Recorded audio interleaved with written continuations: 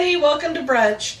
I'm going to be making a 3-course stacked brunch today, and I've done a few things ahead of time just for the sake of time, but you'll get the gist of how everything is done.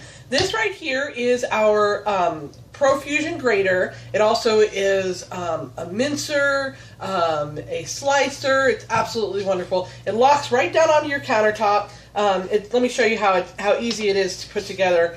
You literally, it all comes apart. It's all dishwasher safe. It slides together like this, and then you'll lock it down onto the countertop, and now it's on there. And I'm going to grate up some cheese because that's part of our recipe today. So this is left-handed and right-handed. See how easy that grated cheese is right there? Isn't that wonderful? No more eating fillers and nastiness. We don't want to eat that anymore. So we're just going to go ahead and grate up our cheese. So what we're making today is a breakfast casserole. We're making a tropical fruit compote, and we're making banana nut bread, all at the same time in the microwave in the stack cooker. Okay, so that looks like we've got our cup of cheese. Look at that. Now, if you ever take a look at grated cheese, what the ingredients in grated cheese is, most of it is filler. Most of it is stuff to keep it from sticking. So if you actually wanted to grate up a whole lot of cheese, because you can do that, buy it at bulk, buy it cheaper, and if you wanted to grate up a whole bunch of cheese and either freeze it or store it, you can just put a little bit of cornstarch in with this to keep it from sticking, and perfect. Voila, this is actual food going into your food. So we're done with our grater. I'm going to move that out of the way. Now, our recipe calls for a cup of diced ham. It calls for a cup of cheese. So I'm going to, a cup of shredded cheese. Ooh, yummy, yummy, yummy. All right. I'm going to put that in there. It calls for a cup of shredded potatoes. Well, my family likes O'Brien potatoes, and the onions and the peppers that go into it. So that's what I'm going to be using. You can use fresh. You can use frozen. Again, your fusion grater could grate up your potatoes for you. And if you wanted like the O'Brien concept, you could also use our mandolin to make up the little cubes and cut up the onions. But I'm going to pour our potatoes in there. And then it calls for a teaspoon of our chipotle season. I said it right! Yay! Calls for a teaspoon of our chipotle season. These are our dry-scape containers. They're absolutely gorgeous on your countertop for all of your dry goods. The Southwest Chipotle season is one of our seasons in our fundraiser catalog, but I can show you how to make it if you want. Calls for a little bit of salt and pepper. So we're just going to salt it there in our classic hourglass salt and pepper shakers. Everybody remembers these. Grandma had these, right? Everybody have them. Because remember, we're bringing our classic to the 21st century. And then it also calls for 4 eggs and a cup of milk. And so what I did is I used our quick shake. Everybody remembers this, Grandma's gravy maker, right? Our quick shake, I measured up a cup of milk, and then I put our 4 eggs in there, and I shook it up, and just for the sake of time, I'm going to go ahead and just pour it in there. Okay, that's our first stack, and it's ready to go. I'm going to give it a little bit of a stir just to kind of spread everything around. Okay, our first stack is ready. Our second stack in our 1 3/4 cup, or 1 3/4 quart level, we're not going to be using our colander level. Can you see me? Can you see me? Calls for a can of tropical fruit salad drained.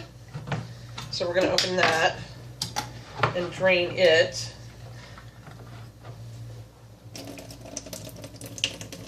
Then it also calls for 1 can of peach filling. And I actually had to save this from my husband because he was going to eat it. And he likes peaches a lot. And I am actually going to put in 2 cans of the tropical fruit because I really like the tropical fruit portion of it. You can change your recipe however you want to do it.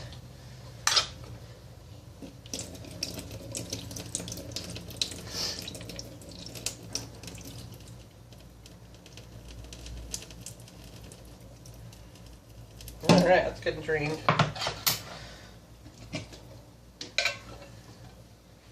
Now, it calls for, like I said, the peach pie filling. We're going to be using our Tupperware can opener here. It's really great. It's ergonomically sound for your hands. It goes on the top like this, not on the side. And what it's doing is actually it's breaking the seal of the can. So it's not actually going into your can, into your food. It's not putting metal shards into your food, and it's not putting whatever disgusting thing that you opened before, like your cat food or your dog food, into your food. All right, it just released for me. And then it's got little teeth right here. We're going to open it up and pop. Feel it. What's wonderful is, like, see, edges, not sharp. No sharp edges. And if I didn't use the whole can, I could just put it on top and put it back in there. But I'm going to use the whole can. Alright, I'm just going to dump that in there. Ooh, yummy peach. Get one of our Tupperware utensils here, our spoon. Now it also calls for 1 teaspoon of our cinnamon vanilla season. Again, I can teach you how to make this. It's really beautiful. It smells so good. It's just the right blend of cinnamon and vanilla to go in there.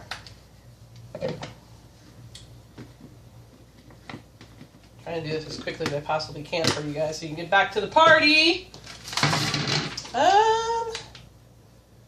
1, 2, 3. Oh, and our coconut. Sorry.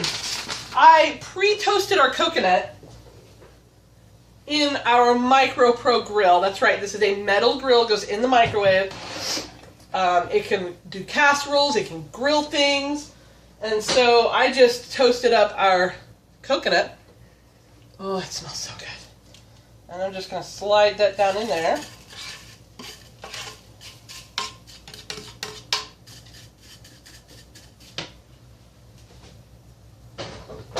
Okay, we're going to give that a little bit of a stir. And I want those coconuts to kind of be on top so that they stay nice and crispy. That's our second stack. Our third stack is going to go in the lid. So we're going to turn it upside down. Put it on our stack cooker there. We're going to be using our Power Chef. Our Power Chef comes with a chopping blade and a whipping blade. We're going to be using... Actually, we're going to be using both because I have to chop up a banana.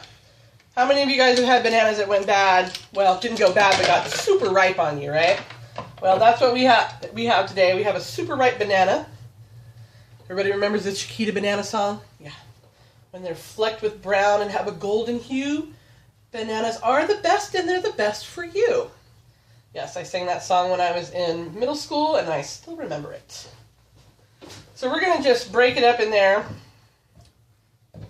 Going to put our motor on. And basically what this is a food processor without a cord. And if I can just get it to go on properly. Oh, there you go. There we go. Now we're locked in. And it's just chopping up my bananas in there.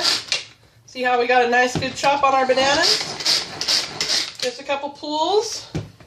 Okay, I'm going to take out my blade. Carefully put that away, and I'm going to get my whipping blade.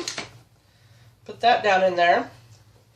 Now it calls for a box of banana nut mix. And then whatever ingredients for the banana nut bread. So we're going to go ahead and put that all in there.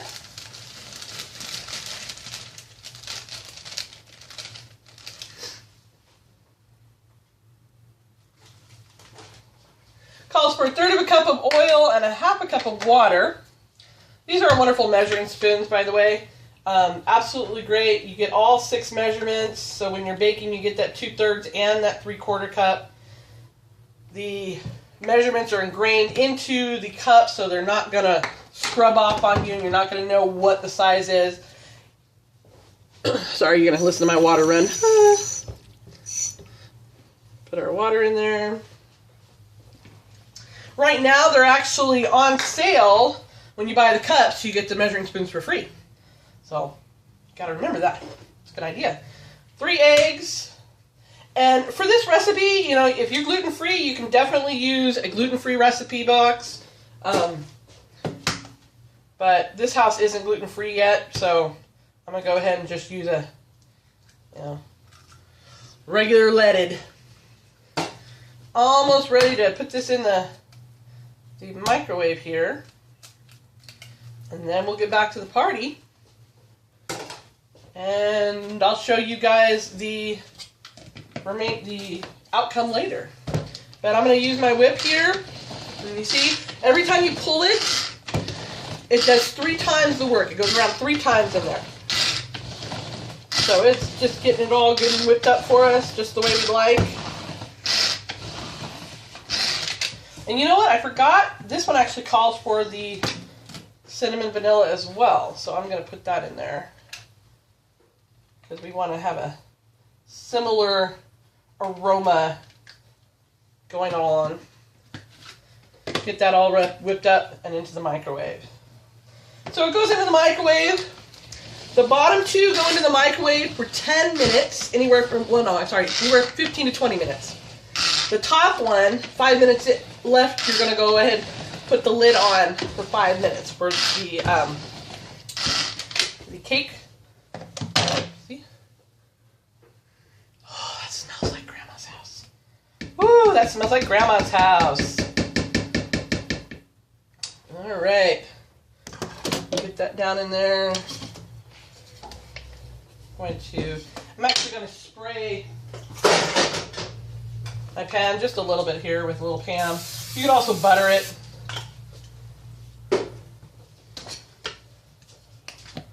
We're going to pour that in there. And we're going to cook it for 4 to 5 minutes, just until you can put a toothpick in the middle and it comes out clean.